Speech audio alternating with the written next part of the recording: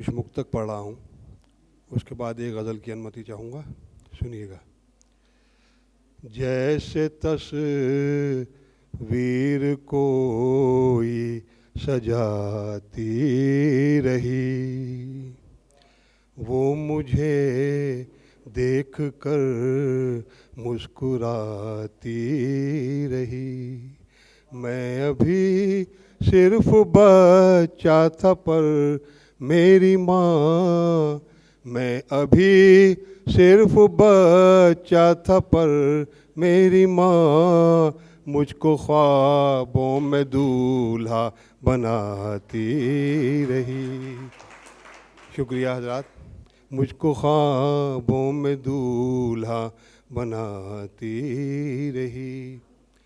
मेरी खातिर वो खुद को सताती रही। सर्द पानी के छींटे भी खाती रही। माँ को बारिश में छाता थमाया तो वो, माँ को बारिश में छाता थमाया तो वो सारा मेरी तरफ ही झुकाती रही। सारा मेरी तरफ ही झुकाती रही। और मित्रों, जब बच्चे का जन्मदिन होता है तो माँ अपनी सारी पीड़ाओं को भूल जाती है। अपनी बीमारी को वो भुलाती रही। मेरे सुख पर ही नजरें टिकाती रही। सांस की उसको तकलीफ थी फिर भी माँ, सांस की उसको तकलीफ थी फिर भी माँ मेरे सारे गुब्बारे फुलाती रही। मेरे साथ क्या बात कही है, क्या बात।